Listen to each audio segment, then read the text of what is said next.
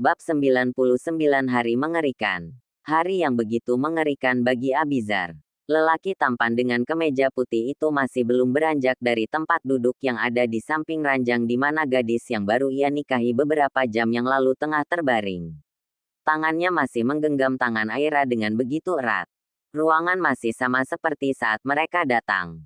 Orang-orang yang ada di sana masih menunggu dan berharap gadis yang sedang terbaring di atas ranjang untuk membuka mata. Kamu pulang dan istirahatlah di rumah. Kasihan keponakan aku jika kamu terus di sini sampai malam. Ucap Nira sambil menatap adik kembarnya yang sedang menyandarkan kepalanya di bahu Arga. Aku mau tunggu Aira bangun dulu. Jawab Dira. Dan beberapa saat kemudian, terlihat Abizar beranjak dari atas tempat duduk kemudian membungkukkan badan agar lebih dekat dengan wajah Aira. Sontak semua orang yang sedang duduk di sofa yang ada di ruang perawatan itu ikut beranjak lalu melangkah mendekati ranjang di mana Aira berada. Aku panggil dokter dulu, ucap Arion dan langsung diangguki oleh istrinya. Kini semua orang yang ada di ruangan itu berdiri mengelilingi ranjang tempat Aira berada. Apa yang sakit? Bilang sama ibu. Tanya Ziana saat melihat mata menantunya yang berkaca sambil menatap wajah mereka bergantian. Aira menggeleng. Lalu kenapa menangis? Jangan buat aku takut. Kali ini Abizar yang bertanya dengan suara yang bergetar. Aku gak apa-apa. Aku hanya terharu. Jawab Aira lemah. Semua orang yang ada di sana kompak menghembuskan nafas lega. Maafkan kami yang tidak bisa melindungimu.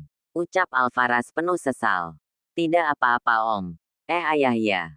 Kalimat Aira terhenti karena langsung disambut tawa oleh orang-orang yang ada di sana. Ah kasihan sekali kalian berdua. Tidak hanya batal malam pengantin. Kini sang menantu pun terdengar ragu memanggil ayah mertua dengan sebutan ayah. Ejek Nira. Dan kembali membuat orang-orang yang ada di sana tertawa. Enggak apa-apa. Aku tidak peduli dengan malam pengantin. Yang terpenting Aira sudah baik-baik saja. Jawab Abizar tegas. Bohongnya. Danira menarik telinga adiknya. Aku senang kamu sudah baik-baik saja. Ucap Dira. Terima kasih Kak Dira. Jawab Aira. Berhenti bicara. Nanti luka kamu sakit. Sela Abizar cepat agar istrinya ini berhenti mengucapkan terima kasih pada keluarganya. Apaan? Dia berbicara menggunakan mulut bukan luka. Protes Danira tidak mau kalah. Bibir pucat Aira tidak bisa ditahan untuk memperlihatkan senyum terbaiknya saat mendengar perdebatan dari ketiga saudara yang begitu menyayanginya. Aku baik-baik saja. Jangan khawatir. Ucap Aira sambil membalas genggaman Abizar di jemarinya. Beberapa saat kemudian, Arion dan dokter yang tadi menangani Aira melangkah masuk ke dalam ruangan. Alvaras mengajak seluruh keluarganya untuk kembali ke sofa yang mereka duduki tadi. Dan memberikan ruang agar dokter bisa memeriksa Aira dengan baik. Sebelum melangkah menjauh dari ranjang, lelaki parubaya itu lebih dulu mengusap pelan puncak kepala menantunya. Jangan khawatir. Lengan bukanlah bagian tubuh yang fatal. Ucap dokter tersebut ambil memeriksa luka serius di lengan Aira. Bagian bawah lengan juga nyeri dok. Ucap Aira pelan. Nyeri banget Tiara. Dok nanti dikasih obat pereda nyeri ya. Ucap Abizar menyela. Aira hanya bisa menggelengkan kepalanya melihat tingkah aneh Abizar. Lelaki ini semakin gila saja. Begitulah yang ada di pikirannya saat ini. Itu memang terluka. Tapi tidak parah. Tusukan hanya mengenai lengan kamu. Sedangkan bagian ini hanya terkena imbasnya aja. Jawab dokter tersebut sambil menyentuh pelan luka kecil di bagian bawah ketiak Aira. Untuk sementara jangan dibasahi dulu. Untuk pembersihan biarlah suster yang melakukannya. Ini disarankan untuk menghindari infeksi. Imbu dokter tersebut setelah selesai memeriksa Aira. Setelah memastikan semua telah diperiksa dengan seksama, dokter tersebut meminta izin untuk keluar dari dalam ruangan itu.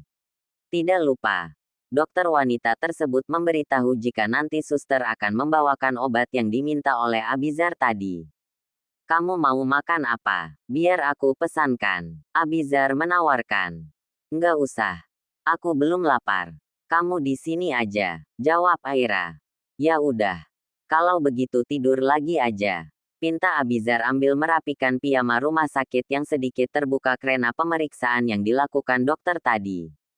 Aku baru bangun loh. Masa ia harus tidur lagi? Nggak usah tidur kalau gitu, jawab Abizar. Lelaki muda itu menarik selimut hingga ke bagian dada lalu kembali duduk di kursinya. Terima kasih untuk hari ini, imbuhnya sambil mengusap lembut cincin emas yang sudah tersemat di jari manis Aira. Kapan kamu memakaikan cincin ini? Tanya Aira ikut menatap jemarinya yang masih berada dalam genggaman suaminya. Beberapa jam yang lalu, saat tiba di sini, hal yang paling utama dalam pikiranku adalah memakaikan cincin pernikahan ini di jarimu. Jawab Abizar. Aku senang banget, ucap Aira pelan. Aku jauh lebih senang lagi.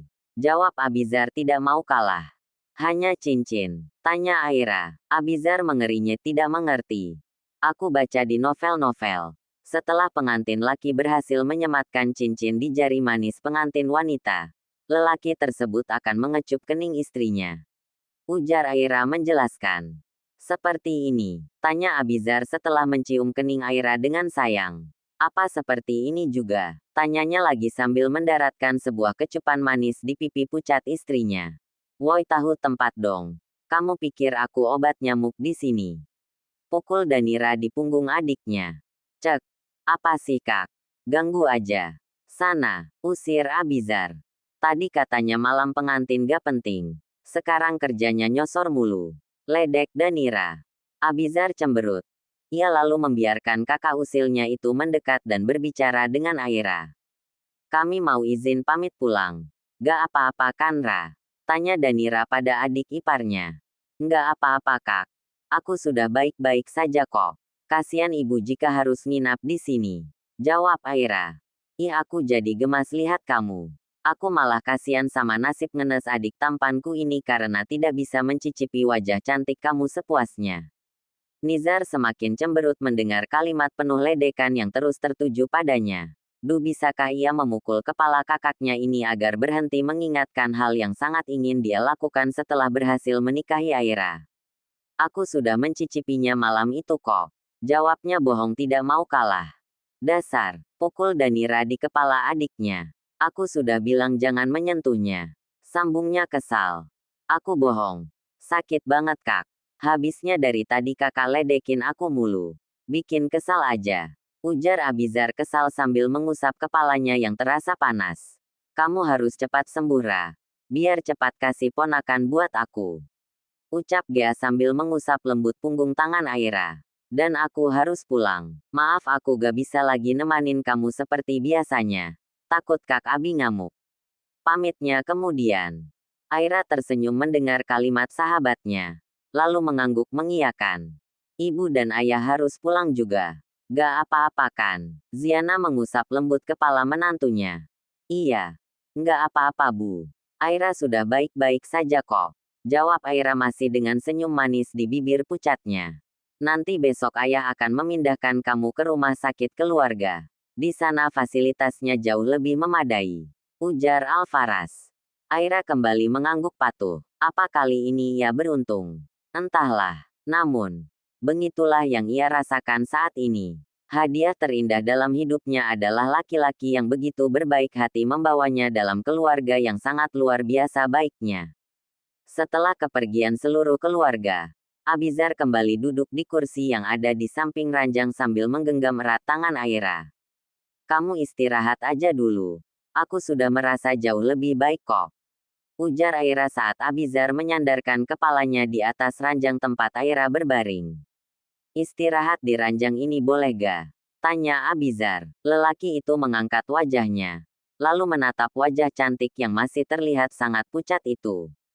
Katanya tadi gak perlu malam pengantin. Aira menatap wajah lesu suaminya dengan tatapan meledek. Kamu pikir malam pengantin hanya akan tidur di ranjang yang sama tanpa melakukan apapun? Apa-apaan malam pengantin seperti itu? Tapi benar Ra.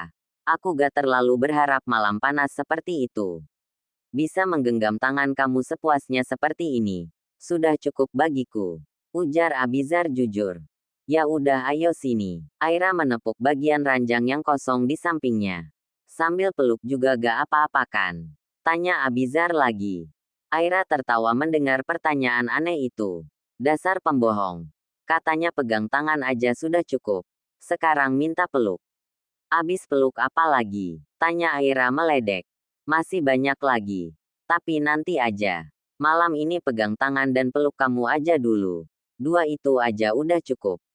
Sahut Abizar sambil merebahkan tubuhnya di samping tubuh mungil Aira. Aira tidak menanggapi. Bahkan saat Abizar melingkarkan tangan di tubuhnya ia sama sekali tidak menolak. Wajah tampan yang mulai mengisi hati dan otaknya. Terbenam di dekat pipinya. Aku takut banget tadi, ucap Abizar pelan tepat di samping pipi Aira. Aira diam. Dia hanya menantikan kalimat selanjutnya yang pasti akan semakin membuat hatinya berdebar tidak karuan. Jangan terluka lagi. Jangan buat aku takut seperti siang tadi. Ya, pinta Abizar. Aku justru takut nanti akan terluka karena kamu. Jawab Aira pelan. Dia sadar sesuatu mulai terasa di relung hati terdalamnya. Dan, ia sadar jika rasa yang kini mulai mengganggu. Pasti akan menyakitkan jika nanti tidak berbalas dengan baik. Aku tidak akan melukaimu. Jawab Abizar yakin. Semoga, ucap Aira singkat. Percaya sama aku. Mulai sekarang aku akan lebih berhati-hati. Agar kamu tidak lagi terluka seperti hari ini. Ujar Abizar. Bukan luka berdarah yang aku maksud. Ucap Aira pelan. Maksudnya apa? Tanya Abizar. Lelaki itu membawa kepalanya agak menjauh. Agar bisa melihat wajah istrinya dengan jelas. Gagak apa-apa. Ayo dekatkan lagi wajah kamu di pipi aku. Keke Aira mengalihkan suasana. Belum saatnya. Begitu pikirnya. Pernikahan ini begitu mendadak. Dan itu pun dilakukan karena sebuah pertanggungjawaban. Untuk itu biarlah ia menantikan waktu yang tepat untuk membicarakan semua ini bersama Abizar. Asteris asteris asteris asteris. Di perjalanan, Arion dan Danira mengambil rute berbeda dengan keluarga yang lain. Keduanya memilih untuk langsung menuju klinik tempat wanita yang begitu nekat bermain api dengan keluarga mereka, untuk memastikan kecurigaan mereka memang benar adanya. Terlebih gadis yang mereka curigai adalah bagian dari masa lalu sang ayah, membuat Danira semakin bersemangat untuk menemukan siapa dalang dari semua ini. Sore yang indah mulai berubah kelabu. Arion masih melajukan mobilnya menuju tempat tujuan.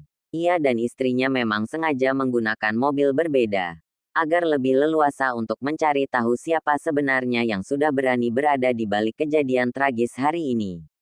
Beberapa menit berkendara, kini mobil yang membawa mereka sudah berhenti di depan sebuah klinik dengan penjagaan ketat. Terlihat Geral melangkah keluar dari dalam klinik tersebut, dan bertemu dengan keponakannya guna menjelaskan perkembangan kesehatan wanita itu. Setelah beberapa data berbicara, Geral berpamitan untuk pulang ke rumah. Sedangkan Nira dan Arion melangkah masuk ke dalam klinik tempat wanita penata rias sedang dirawat. Saat mereka memasuki ruangan, wanita yang memang sudah sadarkan diri dari beberapa menit yang lalu, menoleh dan menatap sepasang suami istri yang sedang melangkah menuju ke arahnya. Danira menarik satu buah kursi, lalu duduk di samping ranjang kecil tempat wanita itu terbaring. Arion tidak bergabung. Akan tetapi lelaki itu tidak menurunkan kewaspadaannya. Sungguh, ia tidak mau mengambil resiko jika sesuatu yang buruk terjadi pada istrinya. Siapa yang menyuruhmu melakukan hal nekat ini? Tanya Danira dengan suara yang diusahakan selembut mungkin. Wanita itu masih membungkam mulutnya rapat-rapat. Jika kamu mau bekerja sama dengan kami akan memastikan keselamatan kamu. Dan tentu saja, kami akan berusaha agar kamu tidak terseret dalam kasus ini. Ujar Danira. Aku tanya sekali lagi. Apa gadis ini ada sangkut pautnya dengan kejadian hari ini? Tanya Danira lagi sambil memperlihatkan satu gambar gadis dari ponselnya. Namun, lagi-lagi wanita itu masih menutup mulutnya rapat-rapat. Ini kesempatan kamu untuk bisa menyelamatkan diri. Ayahku bukanlah orang yang bisa memberi toleransi terhadap siapapun yang berani mengusik keluarga kami. Danira masih berusaha untuk mengorek informasi, walaupun hasilnya selalu saja gagal. Baiklah, mungkin kamu lebih ingin interogasi dengan kekerasan. Jadi tunggulah, keinginanmu itu pasti akan terwujud. Keluarga kami bukanlah keluarga yang bisa berbaik hati terhadap orang-orang yang berniat jahat. Setelah mengucapkan kalimat itu, Danira bangkit dari atas kursi lalu melangkah menuju pintu ruangan di mana suaminya berada. Selamatkan anakku. Aku bersedia bertanggung jawab dan bekerja sama, yang penting kalian bisa memastikan anakku baik-baik saja. Ucap wanita itu. Danira menghentikan langkahnya. Lalu kembali membalik tubuhnya dan menatap wanita yang terlihat pasrah di atas ranjang. Jadi apa yang perlu aku lakukan? Tanya Danira. Ada sebuah ponsel yang aku sembunyikan di bawah ranjang pengantin di rumah kalian. Sepertinya pihak berwajib belum menemukan hal itu. Lihat dan selidikilah. Nyawa anakku sedang dalam bahaya. Jawab wanita itu. Baiklah. Tetap tutup mulutmu. Biar kami yang menangani hal ini.